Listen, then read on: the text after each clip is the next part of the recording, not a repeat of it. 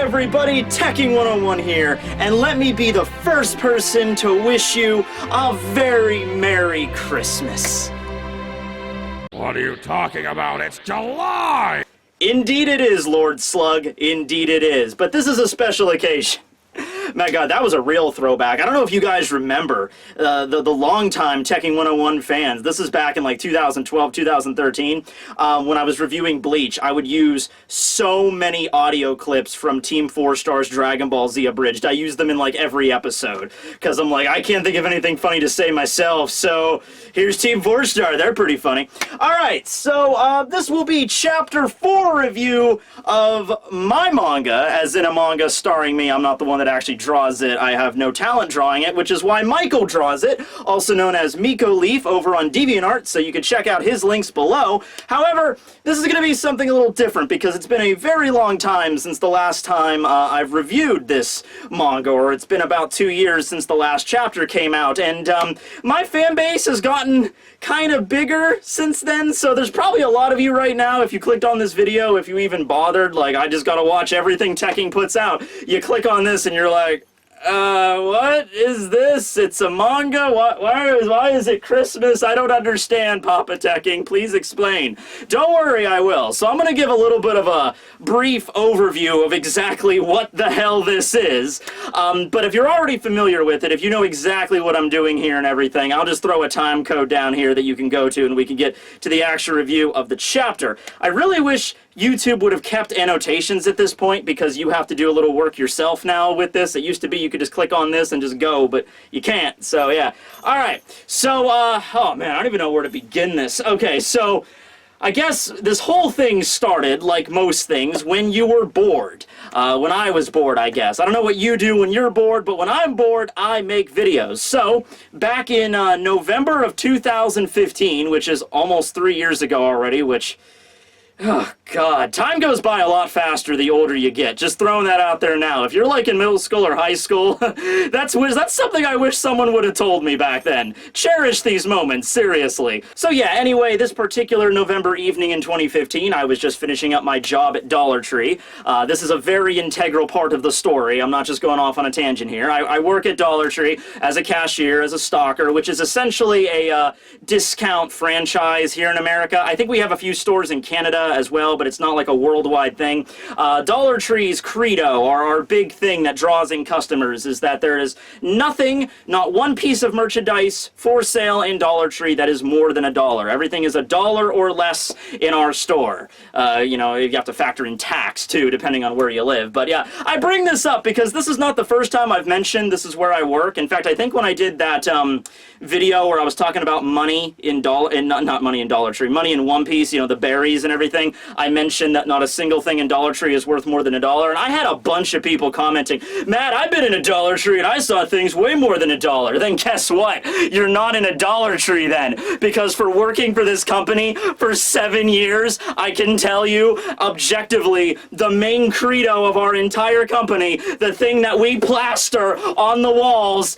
many times over, everything's $1 or less. So if you go into a store and you see something for more than $1, I don't know where you're at, but I can tell you where you're not, and that's a Dollar Tree. Okay, but anyway, that was just that was a little venting I had to get rid of. Anyway, I don't know why I took offense to that. I've worked there for so long. I take offense when someone comes up to me and says, Matt, I walked into a Dollar Tree and I saw something for 15 bucks. I'm like, no, you didn't! No, you didn't, Judas! You liar!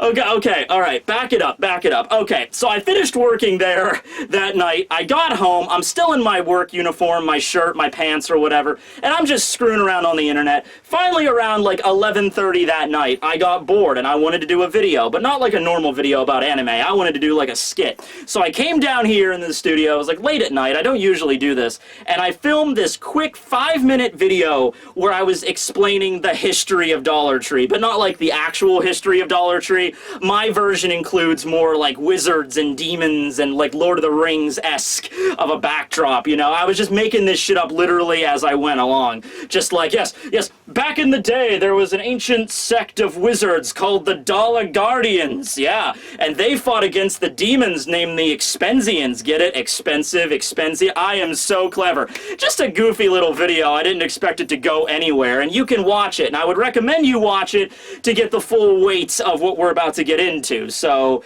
there's that link to that, Tekking's Day Job. It's a quick, like, 5-minute video, which is unusual for me, but there you go. Okay, so I make that video. I had a lot of fun doing it. Most people that watched it had fun, but it wasn't like a breakout hit or anything. So anyway, flash forward to a month later, in December of 2015. It's Christmas time. It's Christmas Eve, in fact, and I wanted to make a fun Christmas Eve video for you guys, okay? So once again, I was working that day, and I'm at work, and on December 24th, and I'm thinking about, oh, you know what? I'm gonna tell a story that connects back to that first video I did, because I had so much fun making that first video. I want to make something that ties into that, the whole Doll and Guardian wizards, and I can't remember the entire lore of it, like right off the bat. You have to go watch the video, but it was like, yeah, the Doll and Guardians were wizards, and they sealed the Expensians in like trees, and then the trees got cut down, and his industry took over, and then every dollar tree that you see across the land is now like a fortress guarding back the ancient evil or some shit like that. I just ripped from various, you know, mythologies and fairy tales and threw them in together into one. So all day while I was at work on Christmas Eve, I'm thinking up this story. Then I go home and I tell the story, and it's a 40-minute long video, and you don't have to watch that one. And that story, that video I made, where I just go off on this crazy, you know, nonsensical adventure that me and my friends have to go and vanquish the ancient demons of Dollar Tree, that is the plot of this manga, Fishing COD. And if you're curious why it's called Fishing COD, apparently if you just take Dollar Tree and you, like, you know, translate it over into Japanese, it would basically sound like Fishing Kodu when you say it, if you just translate it out into Japanese, whatever. But anyway, yeah, Micheal, who is the mangaka, who is the artist here, he contacted me and he's like, hey, I want to make a manga out of this 40-minute long story you told. And I'm like, yeah, go for it, dude. And he did. And so he released 3 chapters in 2016 that I talked about. I reviewed each one. And this is the 4th chapter that just got released like 2 days ago. He sent this to me. Micheal was busy with college and with life. And hey, look, man, I understand completely. I just knew. I knew someday. He's like, yeah, I'll get back to that someday. I'll get back to that. And I knew he would. I felt like, and yeah, I know. One day we will come back. One day we'll be back here talking about this, and the day has finally come. So, once again, if you're a fledgling, if this is the first time you're hearing about any of this, I would recommend first going and watching that first video I did, that 5-minute little just story I tell about the freaking adventure. Then, I would just recommend reading the manga after that, the manga of this story. I mean, you could go and watch the original, that 40-minute long story. The video quality is shit, the audio is shit, because I didn't have any professional mics at that point. I was literally just using my onboard webcam, and also, that video actually spoils the entire manga, so if you haven't actually read it yet, and you're actually wondering where this is going to end up, don't watch that full 40-minute video, because that'll tell you exactly what's going to happen at the end of it. So, because this was a story I came up with on, like, the one day I told it, it's not really that intricate or original. I took a lot of references from various anime. It was just supposed to be a fun Christmas story. I didn't think it was going to get turned into an actual manga. If that was the case, I probably would have sat down and came up with a more original script, but it's literally, the premise is literally me and my friends from work, my coworkers at Dollar Tree, are going down into the dungeons underneath the store to vanquish demons. And it's like, there's like 3 levels of demons, and then there's a final boss demon that we fight. I have a magic sword that I fight with. My friend's Casey's in this. My friend Todd, my coworker, is in this. My manager Jess is in this. There's a bunch of Bleach cameos, because this was back when I was reviewing Bleach.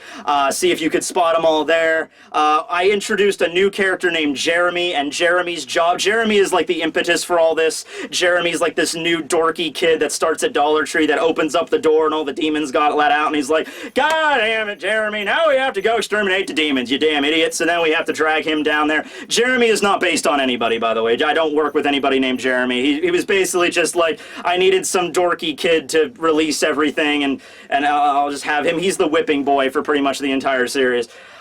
Okay, that took a lot longer just to catch up to where we are, but there you go. So anyway, that brings us up, so go and watch what you need to watch and read the other chapters if you haven't, but this is going to be the 4th chapter review of my manga, Fishing COD. Once again, thank you to Micheal, Miko Leaf. Go check out his stuff below. Okay. Alright, so last chapter, feels like a forever ago, feels like 2 years ago, actually.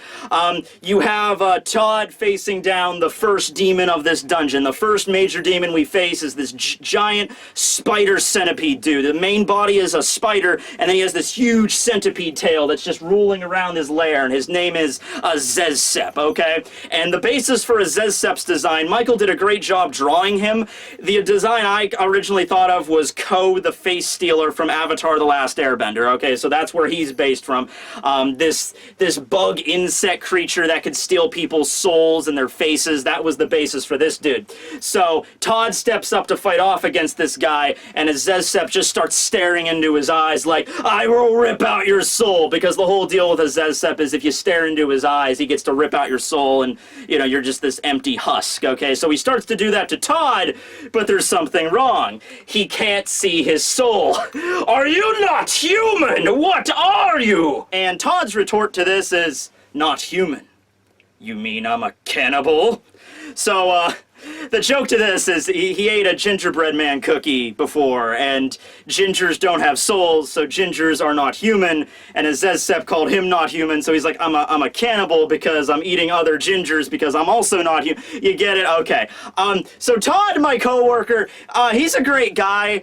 He's kind of known for every now and then. He doesn't talk very much, and he usually has this rather, like, just very stoic way of just, like, kind of like a dry sense of humor kind of guy. That's who Todd is.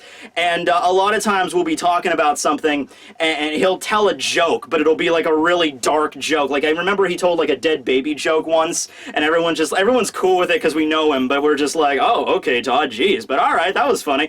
But yeah, that's the kind of guy Todd is. He's a great guy. He's a fan of Game of Thrones and shit, so I always talk to him about that when I'm at work, and he just got me into Westworld recently, so I was watching that. So he's a great guy, but that's the way he's characterized in this manga. He's just this, I am this deadpan, serious character, you know, with this very dark sense of humor. Okay, so he doesn't have a soul. You can't rip it out of him. And so, meanwhile, in the background, I tried to cut down a Zez-Sep last chapter, but I have a shitty shoulder, so it got dislocated. So Casey's in the background right now trying to pop that back into place. Meanwhile, as Zez-Sep is throwing a hissy fit. How could this be? It's impossible! My power is absolute! And then we have this awesome full-page spread. This is what I'm talking about. Isn't the artwork on this shit amazing? I love this. I never thought in a million years that I would be sitting there telling this bullshit story up from scratch, and it would get turned into this. This is awesome, okay? Anyway, yeah, so this is a Zez-Sep's, like, true form. This is, like, all of the souls that he's ripped from humans in the past take the form of his eyes. And I'm not sure if there's, like, a rhyme or reason to these faces, like if Micheal took these from other characters or other, like, works of fiction. I was looking at them, and at first I was thinking they might be the faces of the different actors that portrayed the Doctor from Doctor Who, because there's one of them that kind of reminds me of William Hartnell, who's an actor on the show, and there's been a bunch of different actors that have played the Doctor. I don't know if that's the reference, it's just something, or it's just a bunch of random faces that Micheal drew, but it looks horrifying and great, alright? So meanwhile, while that's going on, while Zez-Sep's throwing a hissy fit, like, my power's absolute! You know how demons are. They live their entire existence as the bane of humankind, and they can kill and like rip the souls out of all these humans, and then they meet the one guy that it doesn't work on, and they start having a mental breakdown, kind of like Aizen when he couldn't kill Ichigo in the last not the last arc, but you know, the arc before the time skip. But Casey finally manages to snap my shoulder back in place. I pick up my sword. By the way, I have a awesome green holy sword, you know, the sword of Dalangardia or whatever, and I'm like, all right, thanks guys for the distraction, and then I jump up and I stab a Zez-Sep right in his multiple faces, and then do a little twist action with my sword and just, and then boom! Dude just goes splattering as we get the cover page. Fishing COD 4. Do you see what I see? High up in the clouds, little lamb. Do you hear what I hear? I probably butchered the you know, lyrics there to the little shepherd boy. But whatever, it's the point is, I stabbed a giant centipede spider, and now centipede spider goo is spilling out all over the cavern because he is dead. So as Zez-Sep crashes down, and I love the little design on the back, he has the Doll Guardian symbol, which is this, just the Dollar Tree symbol flipped upside down and turned red. But anyway, yeah, that's how you know they're evil, right? So I love how the symbol, like, just begins to, like, bubble up, like the goo inside of him just spills out from behind him like it's a hole now. And this whole thing crashes down in front of Jeremy, who's having kind of a panic attack. Meanwhile, Todd comes up to me and is like, how's your shoulder? And I'm like, oh, it's good. And I have a hockey brace. By the way, I can use armament hockey in this. This was before I was even reviewing One Piece. I was using this as a baseline. I figured, to be honest with you, I figured if I gave myself Bleach powers at the time I came up with this story, that'd be too obvious because I reviewed Bleach. So instead I gave myself One Piece powers. Yeah, I honestly, I wrote multiple arcs for this afterwards trying to explain all this crazy shit, and it's not exactly armament hockey. I figured out a way to explain it away because this was just came up with on, you know, just out of nowhere. So I'm like, all right, it's not actually armament hockey. I'll explain what it is actually later on. But for right now, it's totally armament hockey, right? And so I have a hockey shoulder brace, patent pending, to keep my shoulder from getting popped out of place. That's cool. That I now have like a little shoulder guard. Kind of reminds me of that thing that Goku had. Remember when he got back from Yardrat and he was wearing all those clothing and he had the one shoulder guard? I always like any character that has just one singular shoulder guard. Is it practical in combat? Not really, but does it look cool? Damn straight it does. Anyway, I asked Todd, you know, man, that was one long stare down, and Todd's like, well, I'm not dead, and it wasn't really that long. And I have the little jive, he's like, well, really, it felt like 2 years. Yup. So then we cut back over to Jeremy, who, as I stated, is in the fetal position, you know, with his little candy cane. It's the only weapon I decided to give him. I'm kind of an asshole in this series. I throw him a candy cane, like, yeah, you can use that as a weapon. Jeremy's on the ground huddling, like, I don't want to be here anymore, which is the appropriate reaction, you know? He just came here to start a new shift at Dollar Tree when all of a sudden a giant spider centipede now is collapsing in front of you, leaking out all this goo, and you're like, oh God, why? So I'm like, come on, Jeremy, we just gotta get going, you know? Apparently there's 3 different levels to this, and we only defeated the one guy, so there's 2 left. And then plus that final boss we have to fight. So Casey picks up Jeremy and kind of drags him away. He's just like, can I please go home now? And I'm like, why don't you just shut the up? Like I said, kind of an asshole in this. But to be fair, I make a very logical point here. I pick up Jeremy and I kind of shove him into the corpse of a Zez-Sep, and I'm like, look at this thing! Look at this thing, Jeremy! How would you feel if this thing got up there to terrorize the city? You know how many people this thing would have killed if we let this alone? And I take the hilt of the sword and I just start pounding it into Zez-Sep's eye, and it begins to just pop and goo starts shooting out. I'm like, huh, Jeremy? Huh? Would you like this thing? Killing your friends and your family? It's a good thing we're down here. We're doing a good service. We gotta keep going. So, yeah, that does great to, you know, get him over his post-traumatic stress. Okay, or current traumatic stress, I guess it would be. So basically, yeah, that's the situation. Let's get it going and let's kill them all, shall we? I strike an epic pose as I twirl my sword. Let's get going, ladies and gents, to the second level. Now, as we begin to walk away, though, there's another kind of mysterious, shadowy demon in the background. This tiny little monkey demon is kind of watching us doing everything, and then it just kind of scurries away down this little cavern and sneaks up to a mysterious individual with like gnarled like gorilla teeth, and he's like, I see.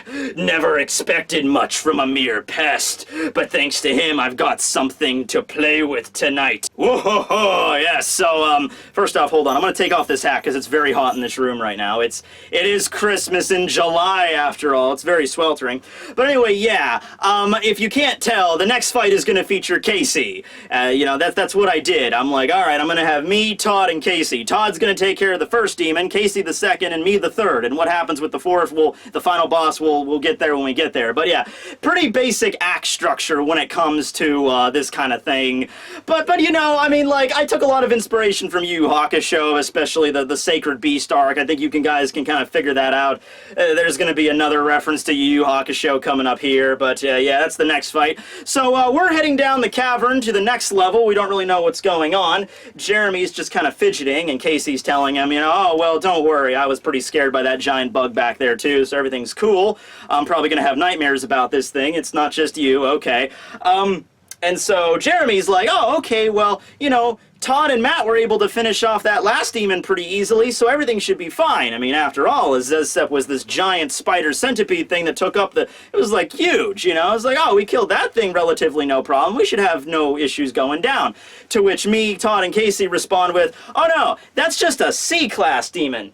Jeremy then says, and then I begin going crazy like, oh, come on, Jeremy, really? Really? Is your sole purpose here just to explain exposition to them? And Casey's like, what? Who? Them? What? And I'm like, the readers! Okay, so at this point you might be thinking like, okay, this is way too goofy. You know, nobody acts like this. This is this weird dialogue, you know, breaking the fourth wall in the most obvious, you know, hammered over your head way possible. Like, I literally just point to the readers and be like, the readers! You guys need to understand something, and I mean this with absolutely no exaggeration. I'm not goofing around here, okay? I do shit like this in real life a lot. Well, I'll be talking to my friends at work, and I'll just go off and on, like doing this kind of thing where I'm talking to my friends. I'm like, I have to act this way for the entertainment of them. That is something I would totally do in real life, and people would just be like, okay, Matt, you're weird. I'm like, yes, I certainly am. So you might say it's stilted or cliche, but this works perfectly in my character arc, okay? So yes, we now explain basically the premise of the demons. This was actually some supplemental material that I sent Micheal after he started writing this manga, and after I saw how good it was, I'm like, okay, let me add some extra stuff to it that wasn't included in the first draft. So it's kind of like how One Punch Man is, how One originally drew the webcomic, and then Murata makes it nicer, and sometimes One will send him like extra information of stuff he wanted to include in the new version. That's kind of like what this is. So I sent a document to Micheal, and I was like, hey, when they're going down to the next level, have them explain the different classes of demons to kind of make sense of what this is, you know, why, like, what is the significance of a C class or an E class, like, what exactly are these demons and everything, just to kind of give better sense of the enemy that we're fighting, you know? So, this is how the explanation shakes down, okay? So, first off, you have the E class demons. They're the lowest ones. E class demons take the appearance of small animals, usually like monkeys or owls. We saw that owl in the last chapter, the bats that flew out of the gate and dragged people away. They're basically like, think of like the old school trickster demons. You know how like there would be a fox or something you'd run across in Norse mythology and it would talk to you, but don't listen to it because it's trying to trick you into going into the underworld or some shit? That's basically what the E-class demons are. And the idea I had for this is, yeah, all throughout human history, whenever you'd run into like, oh, that's a butterfly and it's telling me to go that way and it lures you into your certain death, that's kind of like what all E-class demons are. They don't have a lot of power, and you're even able to kill them pretty easily if you're strong enough. It's just that they're just basically tricksters, and they work for the higher classes. That's what they are, okay? And they can like spirit people away to the unknowing masses, to the demon realm or whatever the hell. That's the basic idea I had for E-class. And so that little monkey that we saw earlier, that's an E-class, okay? So then we have the D-class, which are the vanguard units. So the idea I had for the D-class demons is that they all take the appearance of like major apex predators in our world. Like there's gorillas and bears and tigers and shit. Like that's the basic idea for a D class, except they're a little bit more badass. Like a few chapters ago, I fought against that gorilla demon that had the armor with the spikes and everything. That was a D class. Okay, so it takes the appearance of a gorilla with all the power of an actual gorilla. I don't know if you guys ever fought a gorilla, but it probably didn't go very well. I don't think you'd still be listening to me right now. But, you know, it's like a giant, you know, rough mammal, but it's even stronger because it's a little bit higher intelligence and it's decked out with, like, you know, spikes and armor and shit. So, yeah. Imagine, like, the human drills from One Piece. Like, a gorilla that is able to use weaponry and armor. Basically what you get with a D class. Like I said, they could take the appearance of other major predators in our world, like lions and tigers and bears, oh my. Okay, so imagine a bear coming at you, but the bear is all decked out in armor and has like a giant spike jutting out from its back, and it can like impale you. It's got like giant mangled horns, a barbed wire or something. Those are the D class, or those are the Vanguard, alright? So next you have the C class, which is what a Zez-Sep was. This is when you start getting into demons that actually have intelligence and can speak to you. C class demons have the same exact intelligence of a normal human being. You know, so that's why they're able to understand and comprehend speech and all that stuff. Okay. They also are granted one unique ability each. And a Zez-Sep's ability, we didn't get to see it in its fullest extent, but it's the ability to steal souls from its prey. Anybody that looks into a Zez-Sep's eyes, he can rip out your soul and keep you inside of him forever, and your body is just, you know, rendered like a desiccated corpse, okay, and then it eats it or whatever, okay, so that's the ability, alright, and oh, and something else to make it even simpler, I named these certain abilities, but I only gave them very basic names, not to make them really long and complicated names like you see in a lot of anime. Most of the demon abilities are only like 1 or 2 words, and so a Zez-Sep's ability to steal souls away I just called Soul Ripper, because it sounds cool, alright? So that's his one ability that he's got, alright? So we took him out. So now we go on to the next class of demons, which we only see in the shadows, and that's the B class, and this is reminding me a lot of Bleach now, the scene where Hitsugai is going through the different levels of Hollow, like Gillion at Hujas and then Vasto Lorde. But the B-class demons take the appearance of humans, or at least a humanistic appearance in the terms of, like, anthropomorphic, you know, like 2 arms, 2 legs, a head, you know, as Zez-Sep was this spider, you know, centipede thing. A B-class demon will look a lot more like a human. Sometimes they can appear exactly like humans, although size might vary and all that stuff. Also, they're granted 2 special abilities each, okay? And then they also are given, like, certain levels of E-class that they can command at their will. So they're kind of like the rulers of the E-class levels. Okay. So next we get to the A class, and these are depicted as just these more formless creatures, and I explain, you know, they can take the form of anything, basically. They're a lot stronger and smarter than any kind of human or any other demon. They can control the E class and the D class Vanguard. You know, they're like the final authority on all these foot soldiers and everything like that. And they are also granted up to 6 different abilities that they can have. And the way I had to balance this out is that the A-class demons, they get to choose what abilities they want. They could choose to either have 6 separate abilities, which makes you very versatile, but each ability is, you know, relatively weak. Or they could choose, hey, I just want 1 ability that's just really powerful, or I just want 2 abilities that are, you know, still very strong. So it depends. I added some variety to this, so every time we run across an A-class demon, it could have like a bunch of really versatile abilities to do all these crazy stuff, or it could have just 1 major ability that could just, you know, kill you in 1 shot or something to make it very threatening. So that was my take on this. And there's also 1 more rank, but before we get to that, before we get to discuss the next rank up, we just hear this loud roar, this huge bombastic roar coming from the end of the cavern, and we're all like, what the hell's going on? And then we cut to the scene. It's this freaking coliseum with a bunch of these, you know, Greek, you know, like naked women. I'm gonna throw black boxes over them because I don't know what YouTube thinks about this. They're not really that revealing, but just to be sure. And it's just like this old Roman coliseum, and all of these monkeys are screaming in the stands, and they got all these weapons. Like, some have spears, others have like daggers and scythes and swords, and I forget what that thing is called. Is it like a chakram or something? I don't know, probably not. I think it's one of those things that like Ikaku has on his Bankai, whatever. They all have various weapons, and of course these are all E-class demons, so they're relatively weak, but, you know, they're fast, and they got weapons, and they're under command of the big boss. And so we have the guy introduce himself. He kind of just snaps his fingers, and they all go quiet. All the monkeys are like, oh, oh, oh, oh. And then, you know, big guy snaps his fingers, and he's like, welcome to my coliseum. So this is Gorge, who is a B-class demon, so he takes the appearance of a human roughly. He's much bigger than a human, and he also has like the goat legs going on, so reference to the devil in many ways there. I don't know if we're going to challenge him to a rock-off like in Tenacious D in the Pick of Destiny, but maybe, who knows. And so he's commanding this giant coliseum of all these E-class different monkeys, and I love how they work in the different kinds of monkeys. Like, I think there's like baboons in there, and just chimps and stuff, and all these different types of monkeys, and they're all having weapons, and these monkeys are all just gonna like descend upon us like a freaking just war zone. Like imagine like 100 monkeys with weapons just charging out at you. That's gonna happen, and then Gorge himself is going to fight next chapter too.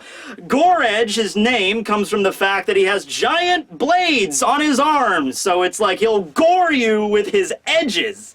I guess he'll also leave a lot of gore whenever he kills you, so Haha, I'm so clever. But anyway, yeah, he's like, welcome to my coliseum. And so we all step there. We're looking at him, this giant demon, devil, goat dude.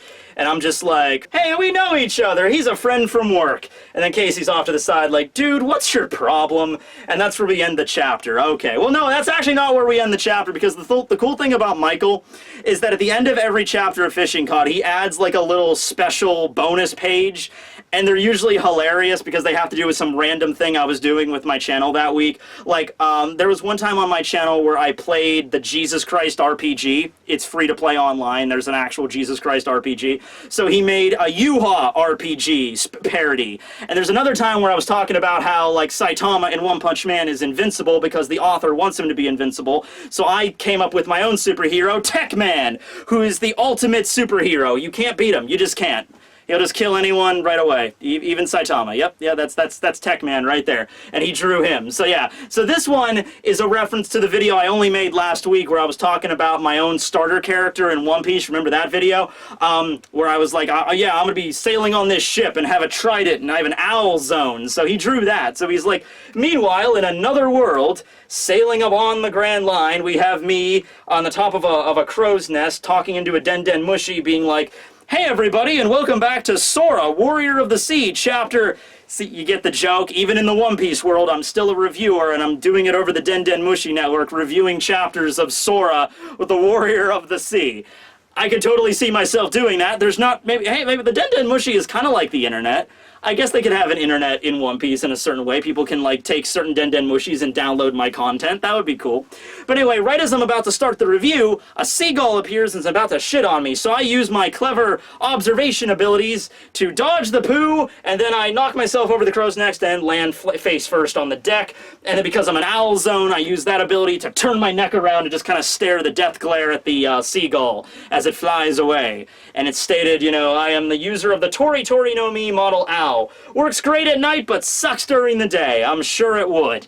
I'm sure it would. But it's cool, and I got neat eyes. You know, I got, like, the Rinnegan, kind of, so that's cool. Alright, so that's Chapter 4 of Fishing COD. I hope you guys all enjoyed it, and if this is the first time you're hearing about this, I hope you enjoy discovering this. If nothing else, like I said, the story's not all that original, but the artwork is phenomenal, and I know I've said this multiple times, but if this was, like, if Micheal, like, became a mangaka and actually started doing this, like, weekly in Shonen Jump, like, I would totally read this. I would, not just because it involves me, but just because of the artwork. I mean, it's incredible. So remember to go and support him. He has a Deviantart and all that stuff. I don't know when the next chapter will be out. Don't ask me about that, because I don't know. I'm just letting Micheal do it at his own pace. When it gets out, it gets out. Although, I think he did tell me that the next chapter it's mostly fighting, so it's going to get out relatively quick compared to this. But, once again, don't bother him with, like, asking him, when's the next chapter going to come out, when's the next chapter coming out, because it's just one guy doing all of this. So yeah, as for where the story could go after the initial video I made, you know, after this arc is over, I guess, I did come up with ideas on what could happen next. Maybe we'll get to that point, maybe we won't, I don't know, we'll just have to kind of play the field and see what happens. But I did write, like, other adventures we could go on after this, and involving the demons and everything, and trying to explain all this crazy shit that happens in the first chapter, because I put no thought into all of this. Like, oh yeah, by the way, we have magic swords and I have armament hockey. That's just a thing that exists in this universe. I did write ways like we can explain this, like how this actually works in the later arcs, but we'll see. We'll get to that when we maybe get to that. But anyway, thanks to Micheal, thanks to everybody who continues to support my channel. It's crazy. When last time I reviewed this, I only had like 80,000 subscribers. Now I have like almost 4 times that. I'm probably gonna hit 300K and either tomorrow or the day after, probably.